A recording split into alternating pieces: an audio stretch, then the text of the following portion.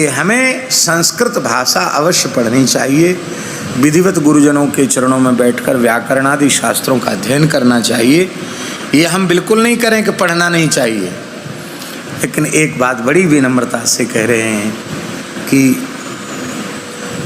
पंडिताई अलग है और भाव का पक्ष बिल्कुल अलग है। ठीक है, अनुचित तो नहीं, अन्यथा तो नहीं।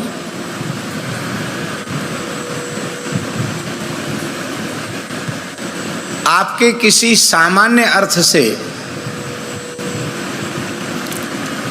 आपका पांडित्य तो प्रकट नहीं होता, प्रस्तुत नहीं होता, लेकिन आपके उस विशेष भावपूर्ण अर्थ से आपका हृदय आनंद से भर जाता है, आपके शरीर में रोमांच हो जाता है, आप भगवान की स्मृति में डूब जाते हैं और सुनने वालों की भी वही अवस्था हो जाती है। तो भाव के पक्ष से आपने जो कुछ कहा है वह ठीक है, इसलिए ठीक है क्योंकि भावग्राही जनार्दन, भगवान भावग्राही। हमारे पूज्य धर्म संघ वाले गुरुजी सुनाते थे कि एक भोले भाले पंडित जी थे गाँवड़े के, और पढ़े लिखे नहीं थे ज़्यादा, पर उनकी भगवती दुर्गा के प्रति बड़ी अनन्य भक्ति थी। तो नित्य दुर्गा सप्तशती का पाठ करके ही तब वो जल ग्रहण करते थे, जल पीते थे, दुर्गा सप्तशती का पाठ कर लेते। अब संस्कृत तो पढ़े नहीं थे, इसलिए कुछ अशुद्ध पाठ भी करते थे। उसमें एक विशेष अशुद्धि उनकी हो रही थी, नमस्तस्यै नमस्तस्यै नमस्तस्यै नमो नमः, तो तस्यै की जगह वो तस्मै बोलते थे, नमस्तस्मै नमस्तस्मै नमस्तस्मै नमो नमः। अब स्त्री लिंग में तस्यै होगा और पुल्लिंग में तस्मै होगा। अब उन विचारों को स्त्रीलिंग पुल्लिंग का ज़्यादा भेद नहीं था। तो एक बहुत अच्छे व्याकरण शास्त्र के विद्वान बनारस पढ़ के आए थे, वो उपस्थित हुए और उन्होंने सुना, अरे पंडित जी कितनी उम्र है तुम्हारी? बोले 85 साल की। अरे राम, 85 साल के हो गए? बोले हाँ।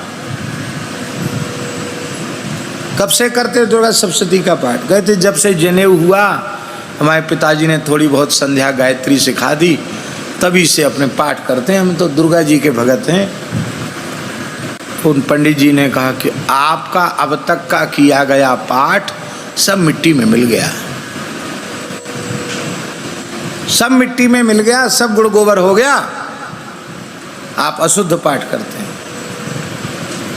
आपको इतना भी ज्ञान नहीं है कि भगवती देवी हैं, दुर्गा हैं, उनको तस्मै कहना चाहिए, तस्मै नहीं। तस्मै तो पुल्लिंग में होगा। तो इस बात को सुनकर उन वृद्ध पंडित जी को इतनी पीड़ा हुई, बेहोश होके गिर गए वो। इस बात को सुनकर उन्हें इतना कष्ट हुआ, वो मूर्छित होके गिर गए। उनको लगा कि अरे बचपन से लेके इतनी उम्र, बुढ़ापा आ गया, मरने के दिन आ गए, अब तक का किया गया पाठ इतना बड़ा प्रामाणिक विद्वान कहता सब बेकार हो गया। मेरा तो इतना धक्का लगा, बेहोश हो गए वो।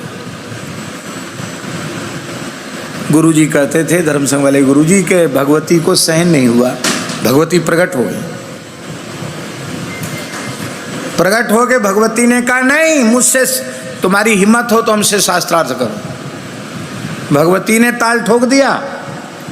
अब भगवती से कौन भला शास्त्रार्थ कर सकता है, हैं? विद्या समस्तास्तवदे विभेदा स्त्रिय समस्ता सकला जगत्सु त्वयि कया पूरित मुंबई तत्काते स्तुतिस्तव्य परापरोक्ति। वो साक्षात ज्ञान की विद्या की अधिष्ठात्री भगवती, उनसे कौन शास्त्रार्थ कर सकता है? तुमने कैसे कह दिया ये गलत है? कांपते हुए पंडित जी ने कहा, भगवती क्षमा करें, हमने तो जैसा पढ़ा था तस्मै नहीं बनता है, तस्मै बनता है स्त्रीलिंग में, इसलिए मैंने कह दिया। नहीं, कौन कहता मैं स्त्री हूं? प्रत्येक विषय में वेद परम प्रमाण है, और उपनिषद में मैं स्वयं अपने तत्व का उपदेश कर रही हूं देवताओं को। अहम ब्रह्मस्वरूपिणी मत्तः प्रकृति पुरुषात्मकं जगत शून्यंचा शून्यंचा। कौन कहता मैं स्त्री हूं? मैं स्त्री भी हूं।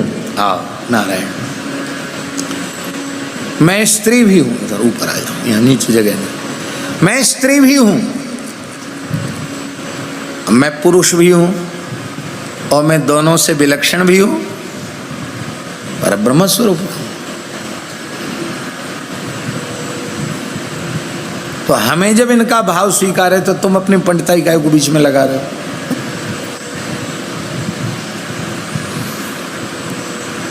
हम ऐसी कोई खींचतान वाली बात नहीं कह रहे हैं। हम तो केवल इतना निवेदन कर रहे हैं कि नंदोत्सव का 18वां श्लोक है, तत आरभ्य नंदस्य ब्रजः सर्व समृद्धिमान हरेर निवासात्म गुणै रमा क्रीड मभू नृप। हे नृप, हे राजर्षि परीक्षित, जब से नंदालय में बालकृष्ण का आविर्भाव हुआ, प्राकट्य हुआ, तब से नंद बाबा का जो ब्रज है वो समस्त प्रकार की समृद्धियों से युक्त हो गया। भगवान के जो दिव्य स्वाभाविक मंगलमय गुण हैं, उन गुणों के कारण इस ब्रजमंडल की महिमा ऐसी बढ़ गई कि जहां देखो वहां ब्रज में रमा क्रीड मभू नृप, लक्ष्मी की क्रीड़ा स्थली ब्रज बन गया। सब जगह लक्ष्मी का विलास। श्रयत इंदिरा शश्वदत्री, लक्ष्मी जी ने डेरा डाल लिया। ये अर्थ तो है ही,